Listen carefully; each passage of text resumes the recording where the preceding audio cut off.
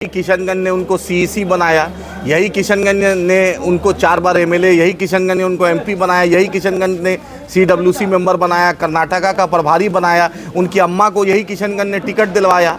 सब कुछ किशनगंज गया और एक आलिम दीन को उन्होंने बड़ी साफ गोई से पूछा कि फ़िलिस्तीन मुद्दे पर आपका क्या स्टैंड है, क्योंकि एक भी मुद्दा पर अगर मुसलमानों के सीमांचल के मुद्दे पर वो आदमी अगर कभी बोला हो तो बतलाइए। एक एएमयू का पोस्टर लेके वो खड़ा रहते हैं ऐसे करके, एएमयू का पोस्टर लेके विधान लोकसभा के बाहर कि न्यूक्लियर डील पर ये लेफ्ट और बीजेपी साथ था, लेकिन एमआईएम बैरिस्टर असदुद्दीन ओवैसी साहब ने मनमोहन सिंह का साथ दिया, पार्लियामेंट में वकालत की। जब प्रणब मुखर्जी जी का चुनाव हुआ हमने साथ दिया, मीरा कुमार का चुनाव हुआ हमने साथ दिया, वाईएसआर, जगन, रोसैया, जब भी तेलंगाना आंध्रा में सरकार हुई कांग्रेस की हमने साथ दिया। इमरान प्रतापगढ़ी राज्यसभा गए, हमारा दोनों एमएलए ने महाराष्ट्र में वोट दिया। आखिर किस तरीके से हम जाए? गले जाके राहुल गांधी मिलते हैं मोदी जी से, लालू जी अपने बेटी के शादी में मोदी जी को बुलाते हैं। आखिर किशनगंज के लिए एएमयू का पोस्टर के अलावा बतला दीजिए कि उन्होंने क्या किया।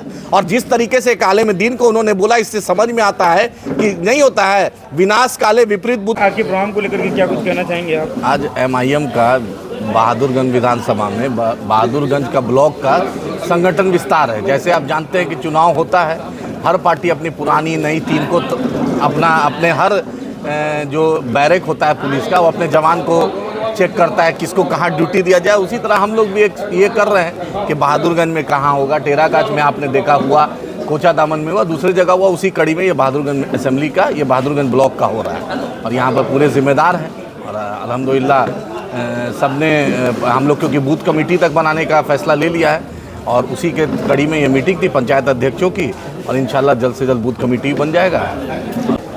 लोकसभा चुनाव को लेकर के क्या कुछ तैयारियां हैं? क्या सिर्फ यहीं लड़ना है या पूरे बिहार में लड़ना है? क्योंकि उस समय बोला गया था कि 24 4 ले गए और 24 लेके आएंगे। वो तो 24 असेंबली का बात है, इंशाल्लाह ले ही कराएंगे। लेकिन लोकसभा लड़ेंगे, इसका फैसला बैरिस्टर असदुद्दीन ओवैसी साहब दारुसलाम से होगा। लेकिन नेशनल एग्जीक्यूटिव में रेजोल्यूशन पास हुआ है कि हम सीमांचल के अलावा भी बिहार के दूसरे इलाके में चुनाव लड़ेंगे। मैं कल ही मिथिलांचल में था, चंपारण में, मिथिलांचल में, मगध में।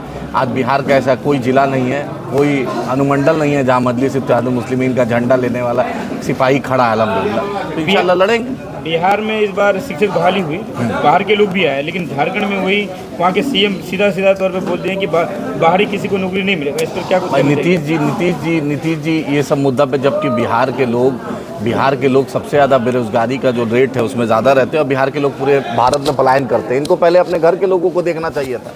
अब नीतीश जी क्योंकि यूपी कनेक्शन, इसलिए उन्होंने यूपी पे थोड़ा फोकस किया है, क्योंकि नीतीश जी को यूपी से चुनाव लड़ने की कहीं ना कहीं दिल में तमन्ना है, तो चाहते हैं थोड़ा सा यूपी बिहार को बैलेंस करें। क्योंकि ऐसा नीतीश जी के बारे में कहा गया उनके पेट में दांत है, तो शायद दांत का राज यही है कि यूपी से चुनाव लड़ेंगे तो यूपी को थोड़ा सा पुचकार रहे, बिहारियों को छोड़कर यूपी वाले को पुचकार रहे, ये भी एक रीज़न हो सकता है। आदिल हसन आज़ाद एक ऐसा नाम जो विरोधी को जो जवाब देते हैं तो चारा खाने चित कर देते हैं।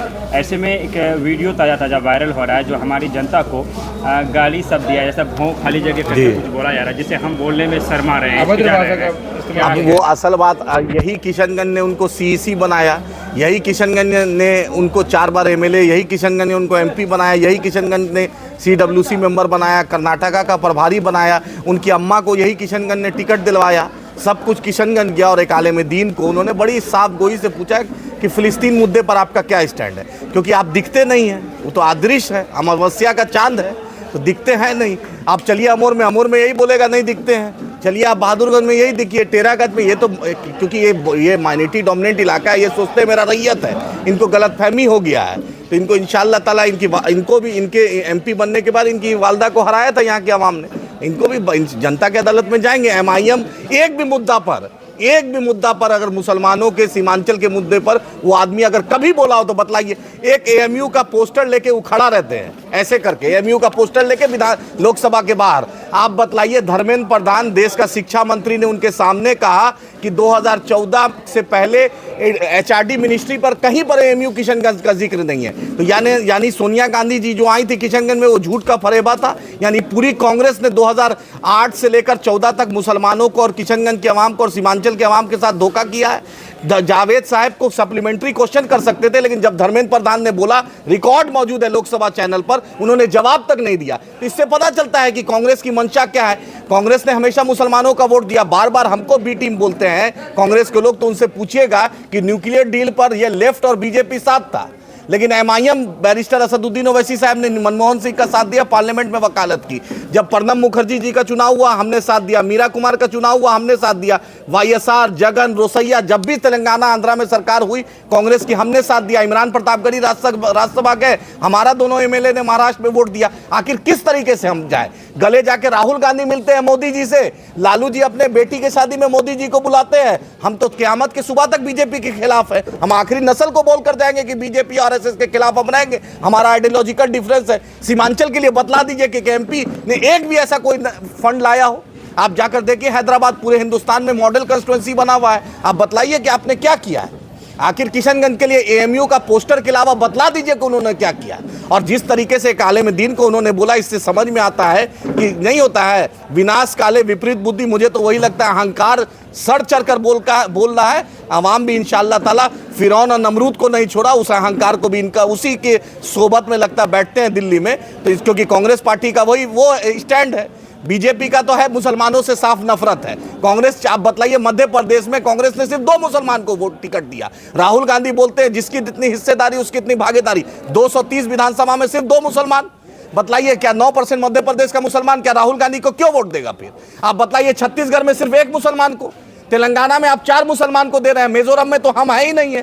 तो आप बताइए हम आपको क्यों वोट देते जाए? क्या मुसलमान सिर्फ राहुल गांधी अमेठी चुनाव हार गए, वायनाड में मुसलमानों ने जिताया, रायबरेली में इनकी अम्मा को जिताया। 186 सीट लोकसभा में कांग्रेस और बीजेपी में फाइट होता है, सिर्फ 16 सीट जीतते हैं, 171 सीट बीजेपी जीतती है। हम 3 सीट लड़े थे यहाँ पर पूरे लोकसभा में, 3 में हमने बीजेपी के 6 बार के एमपी को, शिवसेना के एमपी को हराया, बैरिस्टर साहब ने हराया, और यहाँ भी बीजेपी नहीं जीती। हमारा सबूत आपके सामने है। हैदराबाद में बीजेपी 5 सीट से ज्यादा नहीं बढ़ पाएगी, आज तक सरकार नहीं बना पाई, वहां एमआईएम है।